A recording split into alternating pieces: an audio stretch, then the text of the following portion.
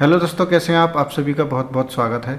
तो दोस्तों, पिछली वीडियो में मैंने आपको 2-3 स्टेप्स बताए थे, जिसमें मैंने आपको एक तो यही बताया था कि आप सस्ती होस्टिंग अगर आप लेना चाहते हैं, वीपीएस होस्टिंग अपनी वेबसाइट के लिए, सिंगल वेबसाइट के लिए, तो कहाँ से ले सकते हैं, वो आपकी चॉइस है, आप लेना चाहें तो। इसके अलावा सेकंड मैंने आपको ये बताया था कि आप किस तरीके से अपने डोमेन को क्लाउडफ्लेयर के साथ कनेक्ट कर सकते हैं और उसको सेव कर सकते हैं, ठीक है, ताकि उस पर डीडोस अटैक ना हो आपके सर्वर के ऊपर। और तीसरा मैंने आपको ये बताया था कि आप किस तरीके से सब डोमेन बना सकते हैं, ठीक है। आज इस ट्यूटोरियल को आगे बढ़ाते हैं। आज इस वीडियो में मैं आपको बताऊंगा कि आप किस तरीके से अपने सर्वर को एक्सेस कर सकते हैं विया पुटी, या जिसे हम बोलते हैं एसएसएच या शेल एक्सेस बोलते हैं। चलिए, तो आज इस वीडियो में मैं आपको शेल एक्सेस करके दिखाऊंगा। मैं आपको ये बता देता हूँ सबसे पहले कि आपको शेल एक्सेस के लिए कौन सा सॉफ्टवेयर चाहिए होगा। देखिए, एक सॉफ्टवेयर है पुटी। ये आपको अपने हिसाब से, आपकी जो विंडो है उसके वर्जन के हिसाब से आपको डाउनलोड कर लेना, कंप्लीटली फ्री होता है, तो आपको गूगल से मिल जाएगा, ठीक है। इसको मैं बंद कर देता हूँ। इसके अलावा ये सेंटोस 7 है, सेंटोस वेब पैनल है, जिसको हम इंस्टॉल करेंगे। तो सेंटोस वेब पैनल आप सेंटोस 8 के अंदर भी इंस्टॉल कर सकते हैं और 7 के अंदर भी इंस्टॉल कर सकते हैं। लेकिन as per CentOS web panel के जो रिक्वायरमेंट्स हैं या उनके इंस्ट्रक्शंस हैं, वो भी हमें सेंटोस 7 का ही सजेशन देते हैं। तो इसीलिए मैं हमेशा शुरू से जितने भी सर्वर्स पे मैं यूज़ करता आ रहा हूँ वो सेंटोस 7 ही यूज़ करता हुआ आ रहा हूँ। तो आप भी सेंटोस 7 ही यूज़ करिएगा, ठीक है। तो हमने जो अपना लाइनक्स वर्जन डाला हुआ है वो सेंटोस 7 डाला हुआ है, ठीक है दोस्तों। इसके अलावा देखिए, कल हमने अपना सब डोमेन जो है वो पॉइंट किया था, तो आप देख सकते हैं हमारा जो डोमेन है, सब डोमेन है, वो पॉइंट हो चुका है, ठीक है। ये देखिए, आप देख सकते हैं आईपी हमारे सब डोमेन के ऊपर हमारे सर्वर का भी आ रहा है। तो हमारा जो सब डोमेन है वो प्रॉपरली काम कर रहा है। तो चलिए आगे बढ़ते हैं अब, ठीक है। तो सबसे पहले हम शेल एक्सेस करेंगे, यानी कि अपना जो वीपीएस सर्वर है उसको एक्सेस करेंगे। तो उसके लिए आपको पुटी की ज़रूरत पड़ेगी, जैसे कि मैंने आपको बताया था। बाय डिफ़ॉल्ट पोर्ट जो है वो 22 रहता है। देखिए, इस ट्यूटोरियल को मैं बिल्कुल ऐसे लेके चल रहा हूँ, मैं ये मान के चल रहा हूँ कि अगर आप मेरा ट्यूटोरियल देख रहे हैं तो आपको बिल्कुल भी ABCD नहीं आता, ठीक है। इसलिए मैं बहुत ही नॉर्मल तरीके से आपको सारी चीज़ें बता रहा हूँ, ठीक है। तो इसमें आपको छोटी छोटी चीज़ें भी बताने वाला हूँ। तो देखिए, हमारा IP क्या है। होस्ट नेम में हम हमेशा IP डालते हैं, तो यहाँ पर हम IP डालेंगे। IP कॉपी कर लेते हैं अपने सर्वर का, Ctrl+C, और ये हमारा पुट्टी आ गया। इस पर हम देखिए पेस्ट कर देते हैं। बाय डिफ़ॉल्ट SSH सेलेक्ट है, बस इसको ओपन करेंगे। 22 पोर्ट पर ओपन करेंगे, एक्सेप्ट करिए इसको, ठीक है। तो ये पूछेगा लॉगिन एज, आपको किससे लॉगिन करना है, तो हम बोलेंगे रूट। जो बाय डिफ़ॉल्ट हमारा जो यूज़र नेम है वो है रूट। तो यहाँ पर ये बोलेगा पासवर्ड। अभी देखिए, रूट का पासवर्ड मांग रहा है, तो पासवर्ड देखिए, मैं आपको पासवर्ड भी दिखा देता हूँ सर्वर का। ये रूट का पासवर्ड है, ठीक है। जब आप इस ट्यूटोरियल को देख रहे होंगे, या तो ये सर्वर में बंद कर चुका होगा, या फिर मैं ये रूट का पासवर्ड चेंज कर चुका हूँ। तो कुछ भी चेंजेस बहुत सारे चेंजेस मैं कर चुका हूँ, हो सकते हैं नहीं कर चुका हूँ, तो आप कुछ भी एक्सेस नहीं कर पाएंगे, मैं पहले ही बता रहा हूँ। इसलिए मैं आपको, चूँकि मैं ट्यूटोरियल दिखा रहा हूँ यहाँ पे, तो सब कुछ ओपन करके दिखा रहा हूँ, ठीक है। तो रूट का पासवर्ड है ये। आपका रूट का पासवर्ड आप बहुत संभाल के रखिएगा, वरना आपका सर्वर समझ लीजिए गया। तो ये Ctrl+C मैंने यहाँ से किया। यहाँ से हम इसको कॉपी करेंगे, और देखिए यहाँ पर जो होता है, हम इसको जो पेस्ट करते हैं ना, वो नॉर्मल विंडो की तरह नहीं करते। यहाँ पर हम करेंगे शिफ्ट दबाकर, जो आपके कीबोर्ड में इंसर्ट बटन होता है उसको हम एंटर करेंगे। इस तरीके से मैंने शिफ्ट दबाया और इंसर्ट, तो ये मैंने कर दिया। लेकिन आपको कभी भी पासवर्ड यहाँ पर दिखाई नहीं देगा, बस आपको एंटर करना इस तरीके से, ठीक है। तो आप देख सकते हैं हम जो सर्वर के अंदर है वो लॉगिन हो चुके हैं, ठीक है। इसको हम क्लियर कर देते हैं, क्लियर। तो सबसे पहले हम क्या करेंगे, सबसे पहले हम अपने सर्वर का होस्ट नेम चेक करेंगे, ठीक है।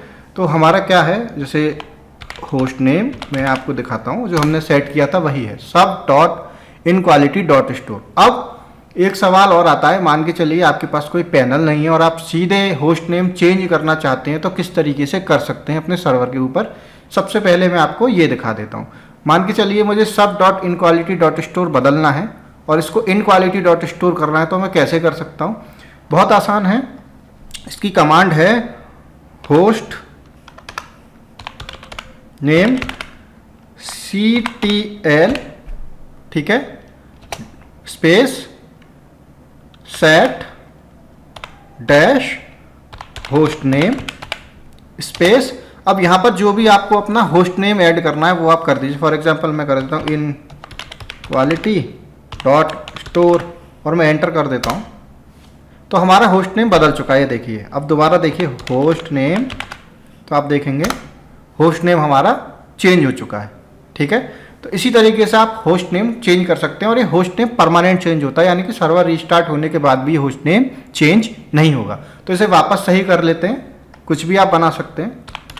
तो हमने तो वही होस्ट नेम अपना क्या सेट किया था, सब डॉट इनक्वालिटी डॉट स्टोर, यही मैंने एक सब डोमेन बनाया था जिसको मैं as a host name use करने वाला हूँ।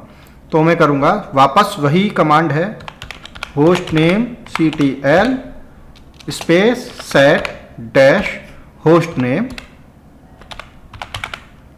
स्पेस सब डॉट इनक्वालिटी डॉट स्टोर।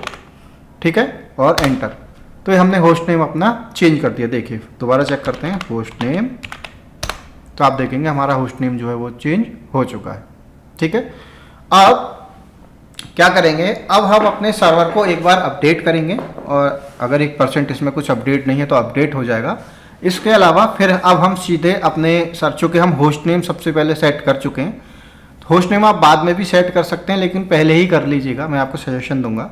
तो अब हम सीधे जो है अपना जो वेब पैनल है उसको इंस्टॉल करेंगे अपने सर्वर के ऊपर अपडेट करने के बाद। तो सीधे हम आ जाते हैं इंस्टॉलेशन इंस्ट्रक्शंस के ऊपर।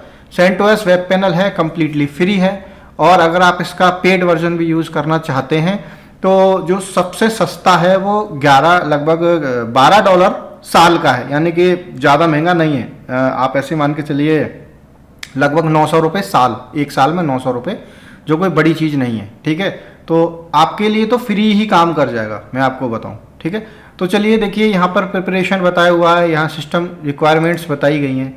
ठीक है, यहाँ होस्ट नेम देखिए पहले ही बताया गया, जो हम पहले ही इसको सेट कर चुके हैं। तो सीधे हम आ जाते हैं सर्वर अपडेट के ऊपर। सबसे पहले ये कमांड है, इसको कॉपी करेंगे Ctrl+C, वापस अपने पुटी में आ जाएंगे और शिफ्ट एंटर और एंटर कर देंगे। सॉरी, मैंने आपको गलत बताया, शिफ्ट इंसर्ट दबा के हम इस तरीके से एंटर करते हैं जो भी हम कमांड को कॉपी करते हैं उसको। ठीक है, अब एंटर करेंगे, एंटर। तो यहाँ पर हमारा जो सर्वर है वो अपडेट हो जाएगा। ये देखिए हमारा सर्वर जो है वो अपडेट हो रहा है। ठीक है, तो इसको अपडेट हो जाने देते हैं। ये डिपेंड करता है सर्वर कितनी देर में अपडेट होता है। तो देखिए उसने चेक कर लिया और लास्ट में वो बोल रहा है कि नथिंग टू डू, यानी कि कुछ भी करने के लिए नहीं है, सर्वर हमारा ऑलरेडी अपडेट है। ठीक है, now we need to update your server to the latest version. इसको भी एक बार कर लेते हैं। ये अब देखिए यहाँ पर जो इंस्ट्रक्शंस दिए गए हैं CentOS 8 के लिए, ये आपको नहीं करने हैं क्योंकि हमारा जो ऑपरेटिंग सिस्टम है वो CentOS 7 है। तो ये वाले जो इंस्ट्रक्शंस हैं इनको हम छोड़ देंगे। ठीक है, तो हम सीधे इसको लेते हैं yum अपडेट, इसको भी एक बार देख लेते हैं करके, शिफ्ट दबा के इंसर्ट और एंटर। अपडेट का जो काम चल रहा है, जो भी आप अपने सर्वर पे काम कर रहे हैं, वो सर्वर की स्पीड पे डिपेंड करता है कि आपका सर्वर किस तरीके का है, उसकी क्या लोकेशन है। ठीक है, उसी हिसाब से टाइम ले सकता है। तो इसके लिए आपको वेट करना पड़ सकता है, तो पेशेंस के साथ ये सारे काम करिएगा। ठीक है, इसको अपडेट हो जाने देते हैं। देखिए एक चीज़ और है, इसमें बहुत सारे इस तरीके से आपको फेड दिखाई दे सकती हैं। देखिए फेड लिखा हुआ है, या इस तरीके के बहुत सारे टाइम आउट के, कनेक्शन टाइम आउट, ये देखिए लिखा हुआ आ रहा है। इसको मैं बड़ा कर देता हूँ, ये देखिए कनेक्शन टाइम आउट लिखा हुआ आ रहा है। तो आप टेंशन मत लीजिएगा, जो यहाँ पे चल रहा है उसको चलने दीजिएगा, परेशान मत होइएगा, ये ऑटोमेटिकली सब सही कर लेगा। ठीक है, तो यहाँ पर आप देख सकते हैं दोस्तों, जो अपडेट है वो कंप्लीट हो चुका है। आप देखिए यहाँ पर लिखा हुआ है कंप्लीट, और बहुत सारे अपडेट हुए हैं यहाँ पर। ठीक है, तो ये देखिए आप देख सकते हैं बहुत सारे अपडेट हुए, लगभग 374 जो है वो अपडेट हुए, वेरीफाई हुए हैं। ठीक है, फाइल्स। अभी ये सर्वर हमारा अपडेट हो चुका है। अभी फाइनल हमको क्या करना है, एक बार इसको रिबूट करना है। रिबूट कर देते हैं, रिबूट एंटर। तो इस तरीके से बंद हो जाएगा आपका शेल एक्सेस, क्योंकि जो आपका सर्वर है वो रिबूट हो चुका है। तो इसके लिए कम से कम, वैसे तो तुरंत हो जाता है कुछ ही सेकंड्स में, लेकिन फिर भी आप लगभग आधा मिनट का वेट कर लीजिएगा। ठीक है, इसको बंद कर देते हैं। इसको भी हम बंद कर देंगे। यहाँ पर लिखा रहा इनएक्टिव, यहाँ से हम सीधे न्यू खोल सकते हैं, खोलना चाहें तो। ठीक है, न्यू सेशन यहाँ से कर सकते हैं। तो यहाँ से मैं सीधे बंद कर देता हूँ इसको, और वापस पुटी ओपन कर लेते हैं। ये हम वापस पुटी ओपन कर लेते हैं और यहाँ पर अपना IP डाल देते हैं वापस, जो हमारा IP था वो वापस पोर्ट 22 बाय डिफ़ॉल्ट ओपन। तो देखिए आप वापस आ गया ये। ठीक है, इसको फिर से रूट हम लॉगिन करेंगे एज अ रूट, और हमारा जो पासवर्ड है वो ले लेंगे यहाँ पर Ctrl+C और शिफ्ट दबा के इंसर्ट बटन और एंटर। ठीक है, और इसको क्लियर कर लेते हैं एक बार, क्लियर। तो हम अपना जो सर्वर है उसको अपडेट कर चुके हैं, रिबूट कर चुके हैं सक्सेसफुली। ठीक है। अब हमें क्या करना है, अब हमें CentOS वेब पैनल इंस्टॉल करना है। तो हम इंस्टॉलेशन पे आ जाते हैं सीधे, और आप यहाँ पर देखेंगे 2 इंस्ट्रक्शंस दिए हुए हैं इंस्टॉलेशन के लिए। CentOS 7 जो रिकमेंड किया गया है CentOS की तरफ से, इसके अलावा CentOS 8 भी है, आपकी मर्जी है, लेकिन मैं कहूँगा जिसको रिकमेंड किया गया है आप वही इंस्टॉल करिएगा, सबसे बेस्ट है। तो सबसे पहले हमें इस डायरेक्टरी के अंदर जाना है, वापस आ जाते हैं वही शिफ्ट दबा के इंसर्ट और एंटर। तो हम डायरेक्टरी में आ गए, SRC नाम की डायरेक्टरी में आ गए, आप यहाँ देख सकते हैं। अब हमें क्या करना है, यहाँ पर CentOS 7 को इंस्टॉल करना है इस तरीके से। ये हम यहाँ से कॉपी करेंगे इसको और शिफ्ट दबा के इंसर्ट और एंटर। तो यहाँ पर पैकेज आ गया, पूरा सेव हो गया, देखिए यहाँ पर लिखा है लेटेस्ट सेव्ड, ठीक है। अभी वापस जाना है SH और इसको हमें कॉपी करना है और वापस वही सेम शिफ्ट दबा के इंसर्ट और एंटर।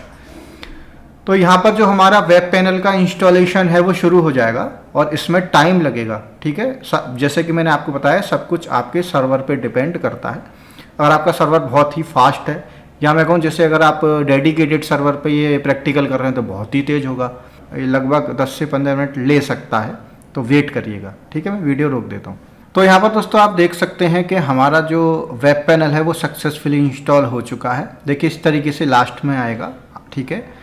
आप ये जो डिटेल है इनको सेव कर लीजिएगा ज़रूर। फॉर एग्जांपल देखिए मैं ये डिटेल यहाँ से सेव कर लेता हूँ इस तरीके से, ये मैंने सेव कर लिया, ये मैंने डिटेल इतनी सेव कर ली है, ज़रूरी है। यहाँ तक मैं ले लेता हूँ Ctrl+C और इसको मैं वापस फाइल में नीचे यहीं पर पेस्ट कर देता हूँ।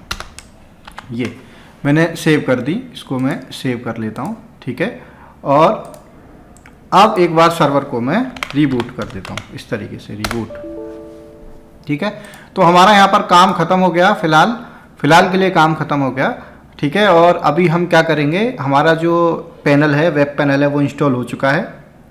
चलिए CentOS वेब पैनल ओपन करके देखते हैं। इसको हम बंद कर देते हैं, इसका भी काम ख़त्म हो गया, ठीक है। और हम यहाँ पर CentOS वेब पैनल एक न्यू टैब में ओपन कर लेते हैं। तो आप यहाँ पर देखेंगे, यहाँ पर देखिए SSL ये दिया हुआ है, HTTPS ये आपका IP के थ्रू अगर आप एक्सेस करना चाहते हैं अपना WHM, तो आप यहाँ से WHM को एक्सेस कर सकते हैं इस तरीके से। फॉर एग्जांपल ये देखिए मैं यहीं पर कर देता हूँ, ये मैंने ओपन किया, एंटर किया, तो इस तरीके से बोलेगा your connection is not private. इसको भी मैं फिक्स करना बताऊँगा आप किस तरीके से कर सकते हैं। तो एडवांस करेंगे, अभी इसको प्रोसीड करेंगे, ठीक है। इस चीज़ को हटाने के लिए ही हम इसमें होस्ट नेम जो है वो सेट करते हैं, ठीक है। तो अभी इसका जो लॉगिन है वो रूट रहेगा और जो पासवर्ड है वो पासवर्ड आप लोगों को पता है क्या है, ये है पासवर्ड।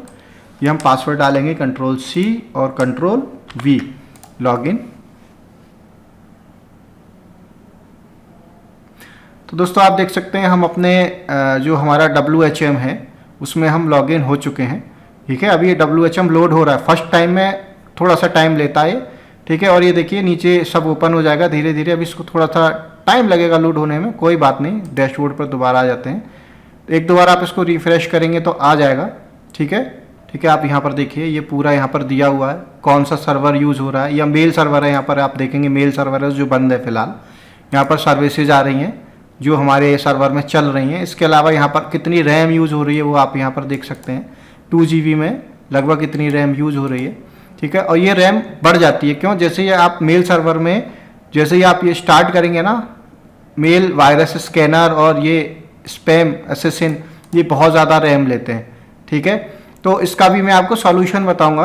आपको अगर आप 2 GB का एक सर्वर यूज़ कर रहे हैं तो आपको मेल सर्वर यूज़ करने की ज़रूरत नहीं है। यहाँ से आप इसका बेनिफिट जो है वो Cloudflare के थ्रू ले सकते हैं, वो इस वीडियो में मैं आपको आगे बताऊंगा, ठीक है।